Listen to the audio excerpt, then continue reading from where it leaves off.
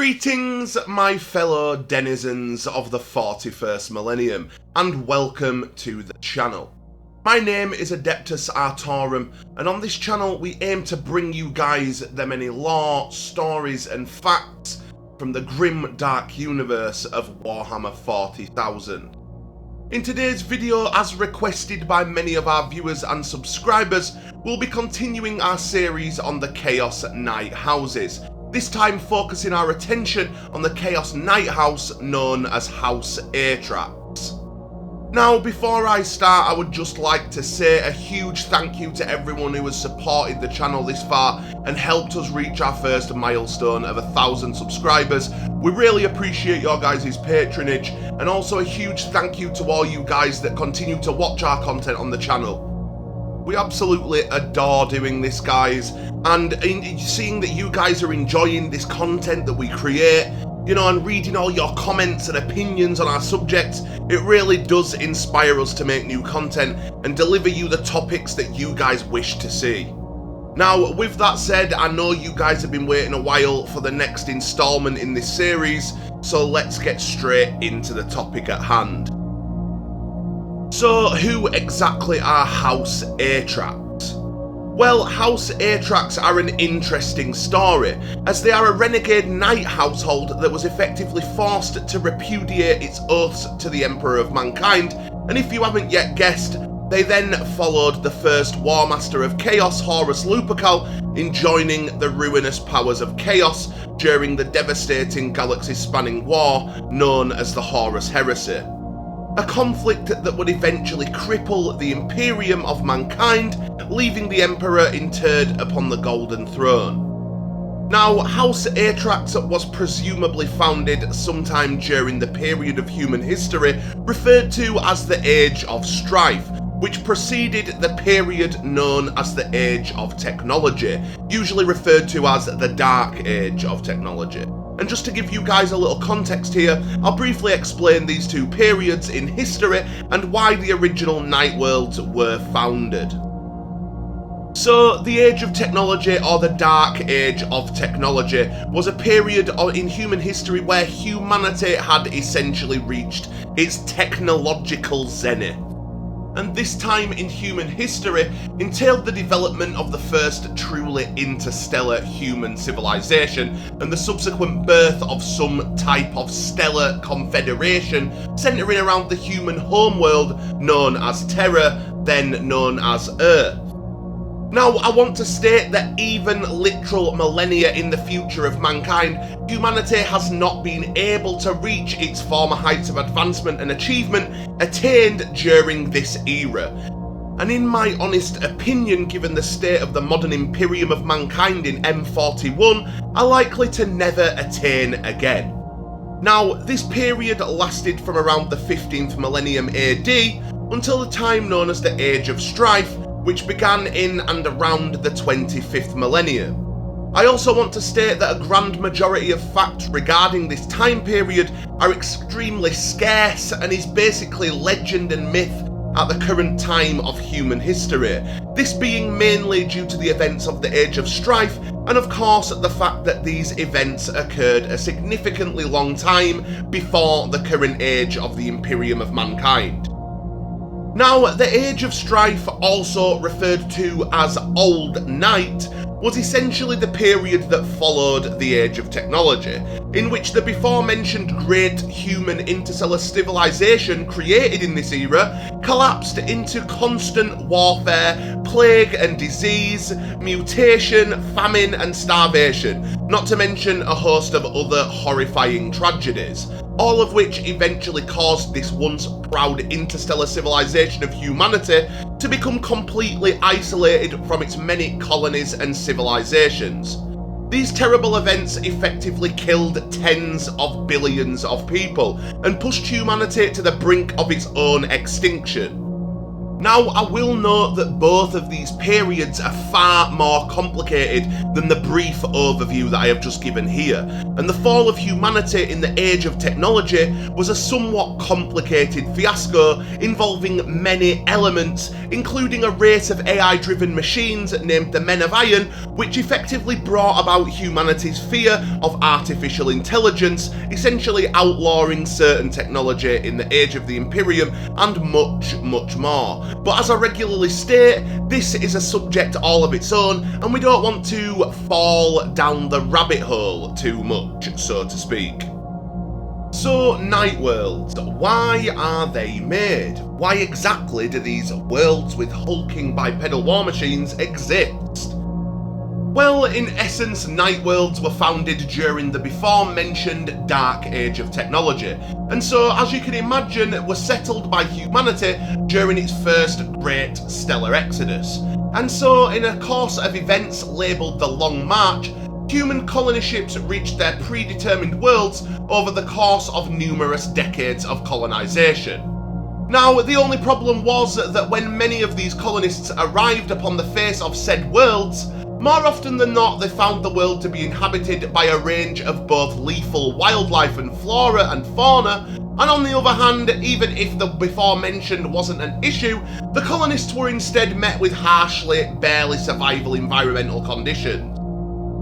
Now, the only materials these early colonists had to establish themselves upon their new worlds were the ships that they came on. Now, in this age, humanity had devices known as STC, short for Standard Template Construct Systems. And essentially, what these are, right, is they are an advanced computer database that was artificially intelligent, said to contain the entirety of the collective human scientific and technological knowledge up to that point, right? And thanks to these STC systems, the human colonists of the age of technology were able to essentially create numerous technological amenities, anything from weapons to fortifications. And in case you haven't already guessed, among the STC's many creations during the age of technology was of course the first of the night suits. Now, the why aspect of their creation, by this stage I can imagine that you have already concluded for yourself. As explained earlier, many of these human colonised worlds were filled with hostile predators, flora and fauna and environmental dangers, and so these night suits were fabricated to effectively defend against said dangers and hostile xeno creatures. Now, it must be stated that not just any random colonist would be stomping around in these gargantuan warsuits. In fact, to the contrary, the pilots of them were chosen with the utmost care. Now, regardless of this careful process of candidacy to pilot the suits, after their pilots were exposed to their respective suits thrown Mechanicum for a significant period of time, the concept of self-defense, community and survival was, well, as you can imagine, replaced by strong ideas of authoritarianism, martial honour, and that thing that knights are best known for, chivalry. And so, over the decades that followed, these colony worlds birthed a feudal system, and those once protected by the knights began to become vassals to their knight masters, somewhat akin to the medieval knights of humanity's past. Now, House Atrax, as mentioned before, was one of these houses, and were rediscovered during the Emperor of Mankind's Great Crusade to reunify the lost colonies of humanity under his banner of the Imperium of Man. Now, this house in particular was instead discovered by the Mechanicum tech adepts of a forge world known as Cyclothrath. And my apologies if I mispronounced that, but now this discovery by the Mechanicum occurred in the late 30th millennium, and the unfortunate House Atrax was forced into servitude in accordance of a procedure named the Seiden Protocols. And essentially what this is a vast and complicated multitude of oaths of fealty and servitude that essentially acts as a contractual obligation and subsequent pledge of support that basically ties together the many forge worlds of the Adeptus Mechanicus and the various night worlds across the entirety of the Imperium of Man. Now, often enough, the failure to uphold these protocols could easily lead to the loss of any form of independence for a night house bound by them, and it was these unfortunate circumstances that would lead House Atrax into its tragic fall to the ruinous powers of chaos during the devastating Horus Heresy. So, with the before stated, it's important to understand that night houses that remained in contact with one of the many forge worlds of the Martian cult Mechanicus during the period of history known as the Age of Strife have more often than not ended up in a somewhat symbiotic relationship with their specific patron forge world, and in turn were in receipt of both the technological and spiritual guidance of the Magi, all while acting as a formidable shield for that specific forge world. In fact, honestly, many of the forge worlds in this era may have just essentially faded from history during this era if it was not for the constant and tireless efforts of the many lieged night houses bound into the service. Now, it's worth mentioning that the passionate avidity of the more regular or typical night houses, combined with the cold and calculating logic of the Martian priesthood, led to many different and widely varying oaths, but the most common of these various oaths was in the form of the previously mentioned Seiden Protocols. And the various rites administered within these protocols could differ drastically, being something very constraining, or then again it could be something far less so. For example, one of the rites provided by the Seiden Protocols was the requirement for the night house to bear the symbol of the Opus Machina, the sacred sigil of the Mechanicum, taking the form of a cogwheel set skull as part of their coat of arms. And you may recognise a similar symbol on the channel's logo. Now, wearing this symbol is considered an honour amongst the Martian priesthood, and was a sign that they carried the authority of Mars and the cult Mechanicus with them wherever they may find themselves, though it was also a mark of their duty and service to their patron forge world.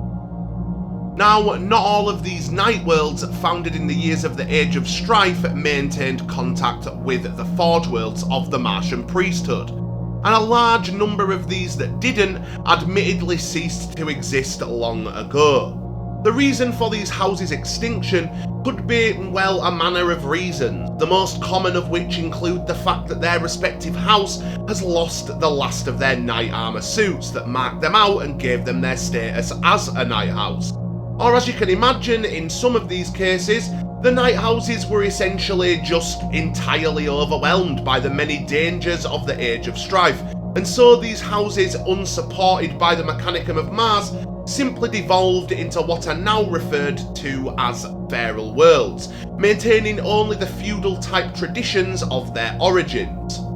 Now, of course, there are those that would survive the many trials and tribulations of Old Night, prevailing regardless of them being effectively alone and receiving no aid from the Martian priesthood. This apparent strength and survivability made them highly sought after prizes for the ever-expanding Imperium of Mankind and their standing armies, and so the human expeditionary fleets of the Great Crusade would go to very great lengths to secure one of these night worlds, of course marvelling at the power of the house's night armour and the skills displayed by the warrior within.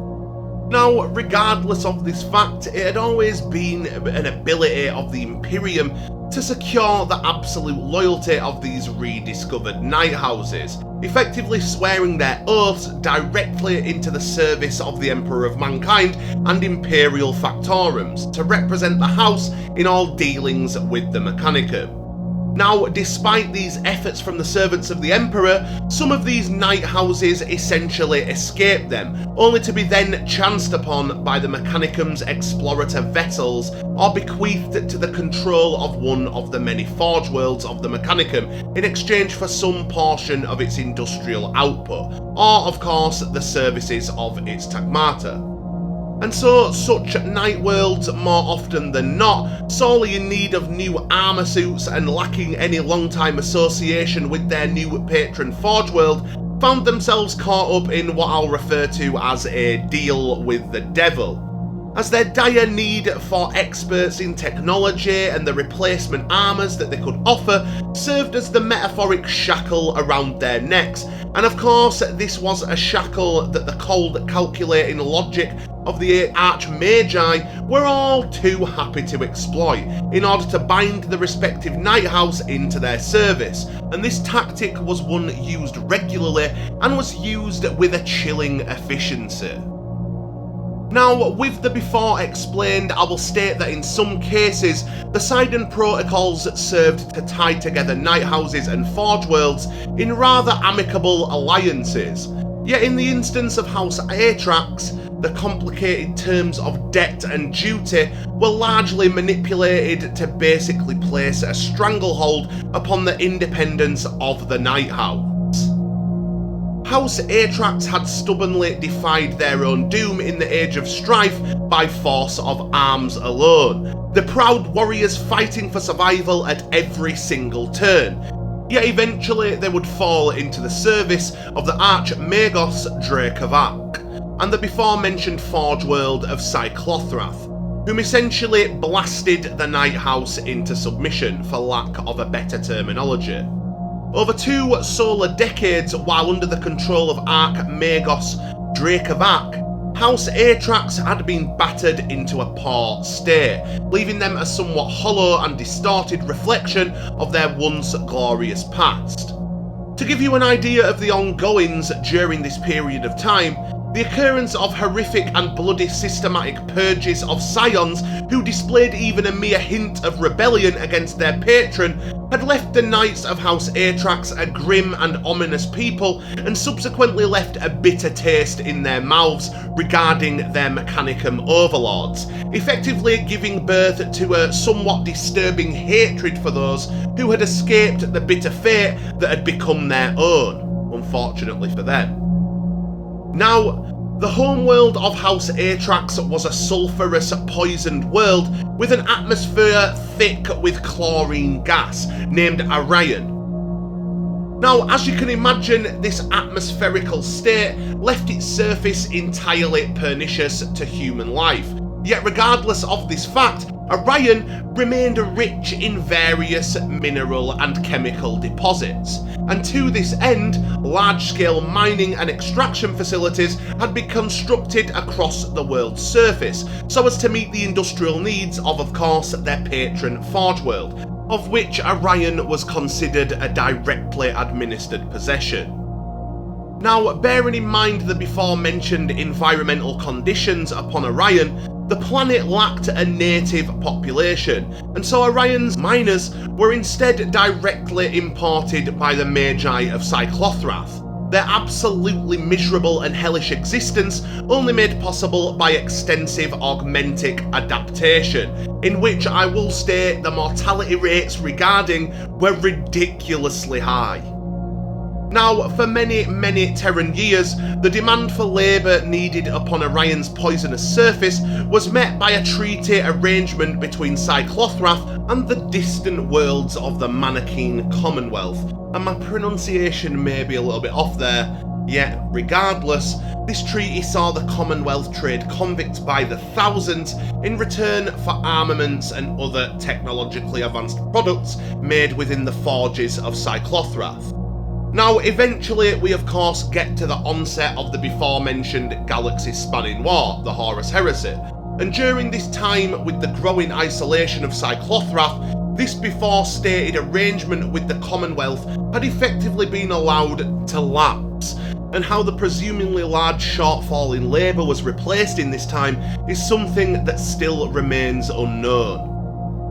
Now, with this considered, we can conclude that this horrific poison husk of a night world served the Magi of Cyclothrath as a source of raw materials for their wars of both expansion and conquest, all while these before mentioned legions of imported augmented slaves tear the ore from the sulphurous blackened rocks upon the surface of the planet.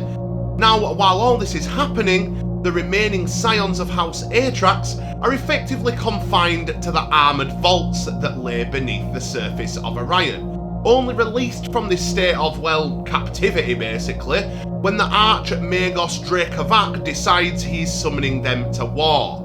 While the scions were captive in their vaults, their night suits were kept separate from them, ministered to by sacristans of their patron Forge World, used to serve as hostages for the scions' loyalty. The premise being that in the case there was any form of armed revolt against him, the Archmagi of Cyclothrath could essentially destroy all the suit's throned Mechanicums with but a single word. Now, eventually the Forge World of Cyclothrath would join the traitorous War Master Horus Lupercal in his war against the Emperor of Mankind and his Imperium, the Archmagi being offered freedom in the form of no master but himself, as Horus put himself forward as a disinterested overlord who did not care to interfere with the Forge World's work, creed, or where their arts ultimately led them, so long as his rule remained absolute and unopposed. And of course that his warriors were provided with all the arms and technology that they needed for their ongoing campaigns, etc. Now, it also seems that long before the horrific events of Istvan, Horus had offered something else to the Magi of Cyclothrath as well: an empire, a domain to rule as their own in the War Master's name. Now, as we can conclude, for years without prior knowledge of the Imperium nor the Mechanicum of Mars, Cyclothrath's vault fanes and forges had laboured in secret, fashioning ostentatious engines of destruction and vast legions of robotic battle automata, subsequently stockpiling them in the deep vaults beneath their grim Forge World, only waiting for the horns of war to call them forth to descend upon their enemies. Now, within this vast horde of military might, of course, lay the Knight House Atrax. And so, with their patron Forge World pledged in support of Horus's traitor forces, when the Tagmata was called to war in Horus's campaigns within the northern reaches of the Imperium, Dracovac unleashed the imprisoned knights of House Atrax upon the worlds of a region named the Coronid Reach. There, the twisted and spiteful scions of Atrax took their measure of revenge by engaging in horrific bloodshed, slaughtering those whom they deemed to have not suffered the way that they had, relishing in the freedom to stalk the planet's surface in the armour that they had been separated from, before unfortunately being caged once more by the Magi of Cyclothrath. House Atrax and the final fate of those within its ranks remains unknown in Imperial record. Now, as usual, I'm going to give you guys a brief description of House Atrax. As you can imagine, having such strong connection to the Forge World of Cyclothrath, House Atrax's livery was essentially that of the Mechanicum, bearing black and the red as its primary colour, as the Mechanicum does. The heraldry or coat of arms for the house being 3 white daggers on a sea of crimson, with of course the symbol of the Forge World Cyclothrath centred above it. Though, as you may now have concluded, the sigil of the dreaded Forge World acting more as a mark of ownership as opposed to a symbol of alliance or partnership. Typically, many knight armours operated by House Atrax would lack adornment nor any personal iconography, due to the grim tech adept of the patron Forge World of Cyclothrath seeing little to absolutely no military use in the house bearing such extravagant displays, and so had forbidden the Knights of House Atrax in its use at all. The knight's upper dorsal plating would more often than not bear the mark of the Seiden Protocols, regardless of the fact that House Atrax suffered under a particularly harsh interpretation of it. On the Knights of Atrax's personal banners was placed the emblem of Cyclothrath, surmounting the personal arms of the Scions, indicating the supremacy of the Forge World over the Knightly House. Now, usually on our other videos on the Chaos Knight houses, I give you guys a list of notable nobles within the respective house that we are discussing. But through my gathering of material on this subject, I was only able to find the name of one specifically notable noble within House Atrax. If you guys know of any notable nobles of this house that I have missed, as usual, please don't hesitate to place a comment below, as I don't claim to be all-knowing and this subject is of great interest to me. I would love to discuss this, guys, with you on the channel. Now, the noble I'm referring to is named Radaman, if I pronounce that correctly, of course. This noble was a Questoris Knight Styrix, piloted by House Atrax Scion Andar Thon during the era of the Horus Heresy. This infamous knight was released from its confinement on Orion and surrendered to the control of Scion Thon to be used in the assault of an agri-world known as Numenal. Now, Radamanth, whose throne Mechanicum was tainted with aberrant malefic machine spirits, claimed 4 confirmed knight kills during the fighting upon Numenal, despite the bleak, verging on suicidal fury of Scion Thorn and other knights of House Atrax, for whom, as you can imagine, defeat and subsequently death in battle perhaps held little to no fear when compared to the isolated and bleak servitude suffered at the hands of their patron Forge World. Despite these confirmed kills and apparent fury displayed by the knight, Radamanth was eventually surrounded and subsequently destroyed during the retreat sounded by the forces of Cyclothrath. Scion Thon is said to have fought on, even as his knight suit was violently torn apart around him by various loyalist knights and Mechanicum battle automata. And I must say that this fate, though sad, was probably preferable to going back to the clutches of Archmagos Dracavat and the isolated vaults of Orion. And in this case, I can only assume that death came as a release to the unfortunate Scion.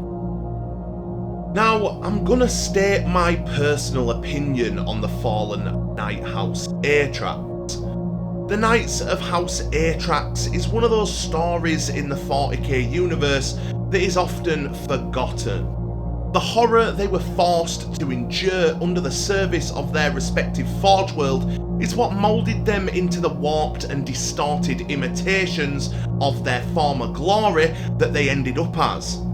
Now, though this house is a traitor house, I think that we should remember that it seems as though this house had little to absolutely no choice in this transition, and while the Knights of House Atrax are surely bloodthirsty warriors enacting slaughter and debauchery upon the field of battle, I think it's important to understand the reasons why this is the case, and I essentially feel quite sorry for anyone who found themselves crushed under the weight of Archmagos Dracavat and his grim Magi. Regardless of my opinions, one thing is for sure. If the Knights of House Atrax were to be released upon the galaxy once more, bloodshed, debauchery, slaughter and death would accompany them. Now, it's come to the stage of the video that I usually leave you guys with the respective Knight House's motto. But as I'm unable to find a quote pertaining to House Atrax, I'm going to revert to our usual tradition here on the channel and leave you guys with a quote. And this quote is from Archmagos Dracavat's notes, in which he talks about House Atrax upon their rediscovery in Millennium 30. These knights are vital components of the Tagmata that protect Forge and Fane, yet despite their pride, they are but one tool among many, and they will bend to the Omnissiah's will or be broken by it.